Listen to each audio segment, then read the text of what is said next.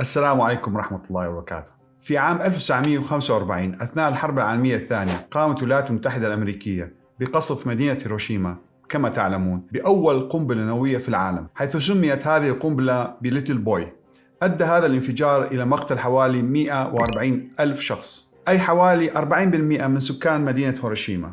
وبعد 3 أيام رميت القنبلة الثانية على مدينة ناكازاكي، سميت بالفات مان. أسفر الانفجار عن مقتل حوالي 74 ألف شخص، أي حوالي 60% من سكان مدينة ناكازاكي. حينها أعلن الإمبراطور اليابان هيروهيتو استسلام بلاده في الحرب العالمية الثانية عبر خطاب إذاعي أشار فيه إلى الطاقة المدمرة للقنبلة الذرية الأمريكية. السؤال: هل من الممكن أن يشهد العالم حربا نووية قريبا؟ وفي حال وقوع حرب نووية، ما الذي تحتاج إلى معرفته لزيادة فرصك بالنجاة؟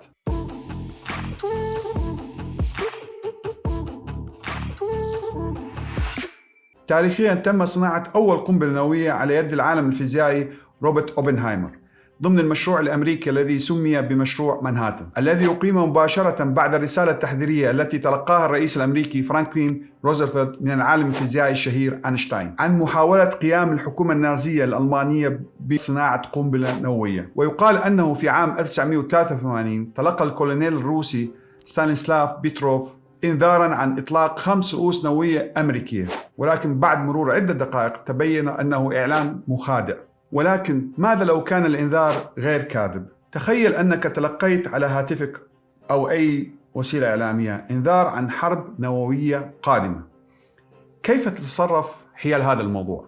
مثل ما حدث في مدينة هاواي عام 2018 عندما حذرت وكالة الطوارئ الشعب بواسطة هواتفهم الذكية بأن هناك صاروخ باليستي سوف يهدد حياتهم، حيث جاء في التحذير: ابحث عن مأوى فوري، هذا ليس تدريبا. فهل هذا الحل في رأيك؟ أن تختبئ في مجاري المياه؟ ثم تبين بعد ذلك أنه تنبيه خاطئ. ولكن يشهد عالمنا اليوم الكثير من هذه الإنذارات على عدد كبير من الصفحات والمواقع تشير على أن الزعيم الروسي فلاديمير بوتين من المحتمل أن يستخدم أسلحته النووية في حال واجه تهديد عسكري من الناتو، وبالتالي ربما هذا مؤشر على وجود خطر واضح. فبينما أنت تشاهد هذا المقطع الآن، هناك عدة آلاف من القنابل النووية جاهزة للإطلاق خلال 5 إلى 15 دقيقة. لذلك حسب المؤشرات السياسية التي يشهدها عالمنا الآن، لا بد أن تكون حذر، حيث غرد وزير الخارجية الأوكراني ديمترو كوليبا عبر تويتر بأنه إذا حدث انفجار نووي سيكون حجم هذا الانفجار 10 أضعاف حجم انفجار مفاعل تشيرنوبل. وهذه خريطة سوف أعرضها عليكم تبين تقريبا حجم انتشار الإشعاع النووي إذا كان مركز الانفجار في أوكرانيا. وبالتالي يجب أن يكون لديك الثقافة الجيدة لمثل هذه الحالات لتتمكن أنت وعائلتك وأحبابك من النجاة والتقليل من المخاطر. هذا لا يعلم إذا حصل الانفجار في أوكرانيا، لا سمح الله، انفجار نووي طبعا نتكلم، وأنت تعيش في مدينة أو في بلد بعيد، أنه لن يصل إليك. تأثير هذا الانفجار سينتشر خلال ساعات أو أيام ويغطي كل الكرة الأرضية. إذا ماذا سوف تفعل إذا كان لديك يوم أو يومين مثلا قبل وصول الإشعاعات النووية إلى منطقتك؟ بالنسبة لقائمة المشتريات التي يجب أن تشتريها في أسرع وقت: أولا، شراء الأطعمة المعلبة واللحوم الباردة والبسكويت والأطعمة الأخرى التي لا تحتاج إلى طهي وتحتمل التخزين لأشهر دون أن تفسد. ثانيا، تخزين المياه القابلة للشرب بأكبر كمية ممكنة وبشكل اضطراري مع عدد الأفراد في العائلة. ثالثا، شراء مجموعة الإسعافات الأولية مع جميع معدات الوقاية الشخصية وإن أمكن أقنعة الغاز. رابعا، شراء الراديو اليدوي الصغير اللي كان يستخدم قبل 10 20 30 سنة، اللي يشتغل بالبطارية، لأنه ربما يكون هذا المصدر الوحيد للمعلومات أو متابعة الأخبار في العالم. خامساً، شراء المصابيح التي تعمل بالبطارية، لأنه ربما تنقطع الكهرباء. سادساً، شراء أجهزة الاتصالات اللاسلكي وكي أكثر من جهاز حتى يكون هناك تواصل بين أفراد العائلة فيما لو اضطر أحد خارج المنزل، لأن الانفجار إذا كان قريب من الموقع قد يسبب إلى انقطاع شبكات الهواتف المحمولة.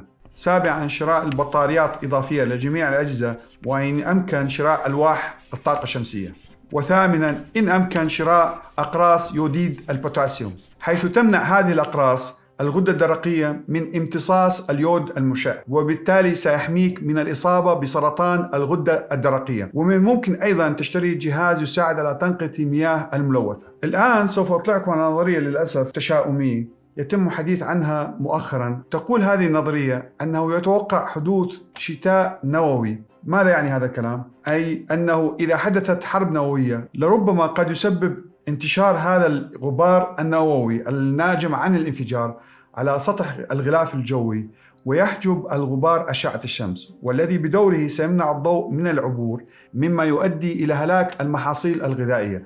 وربما سيكون هذا سبباً يؤدي إلى انقراض البشر. ولسوء الحظ أن هذه أحد السيناريوهات التي لا يمكننا فعل الكثير للاستعداد لها. طبعاً تكلمنا في المواد التي يجب شرائها وتخزينها، أما الآن سوف نتكلم عن إجراءات واجب اتباعها في حال كنت قريب من موقع الانفجار أو بعيد عنه. ولكن قبل ذلك يجب أن نتذكر مرة أخرى أن أول 24 ساعة من الانفجار تعتبر من الساعات الحاسمة لتقليل الإصابة بالإشعاع النووي. فعندما تسقط قنبلة نووية في إحدى المناطق سيكون أمام الناجين القريبين من موقع الانفجار حوالي 15 دقيقة تقريبا قبل وصول الجسيمات المشعة التي من الممكن أن تتلف خلايا الجسم وتؤدي إلى الوفاة لا سمح الله. إذن الآن ركز معي بالخطوات التي يجب اتباعها طبعا بعد حدوث الانفجار. أولا، إذا كنت داخل السيارة قم بإيقاف المحرك وأغلق النوافذ وفتحات التهوية واطفئ مكيف الهواء للسيارة. ثانيا، قم بتغطية أنفك وفمك بمنديل أو قماشة أو بكم ثياب كي تتجنب استنشاق الغبار النووي. ثالثا، حاول أن تبحث عن مأوى محمي جيدا بالجدران السميكة مثل الأبنية المغلقة أو الأقبية الداخلية. رابعا، قم بالابتعاد عن النوافذ أو الجدران المتضررة لربما أن تنهدم على أثر الضغط من الانفجار. خامسا، انزع حذائك والملابس الخارجية من ثيابك وضعها في حقائب أو حاويات قابلة للغلق خوفا أن يكون علق عليها بعض الغبار النووي.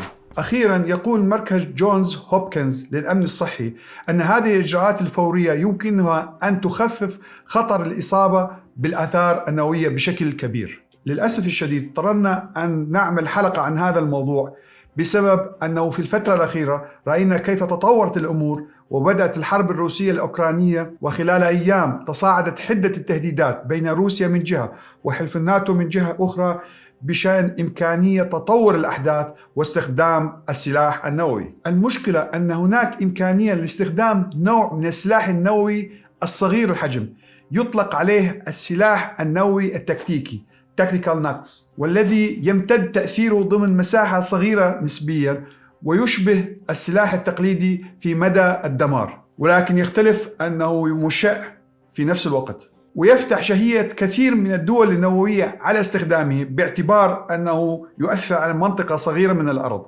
وفي جميع الأحوال نحن في عصر اللا استقرار سياسيا واقتصاديا واجتماعيا، وإمكانية استخدام السلاح النووي من أحد الدول العظمى التي تمتلك السلاح النووي طبعا عند إحساسها بالضغط العسكري والأمني بشكل كبير هي إمكانية موجودة وتثار بالتصريحات بشكل متكرر، ولا تعتبره خط أحمر يجب ألا يناقش به أو التفكير باستخدامه في صراع عسكري ما. إذن بالنسبة لنا نحن كبشر عاديين ليس لدينا خيار ولا الكثير من الإمكانيات سوى المحاولة الحفاظ على أنفسنا وحماية أحبابنا في حالة وقوع انفجار نووي ما في مكان ما في العالم. وهذا ما شرحناه في هذه الحلقة. وإذا كان لديكم أي تعليقات أو اقتراحات يسرنا أن تشاركوننا بها ويستفاد منها الآخرين. وشكرا جزيلا والسلام عليكم.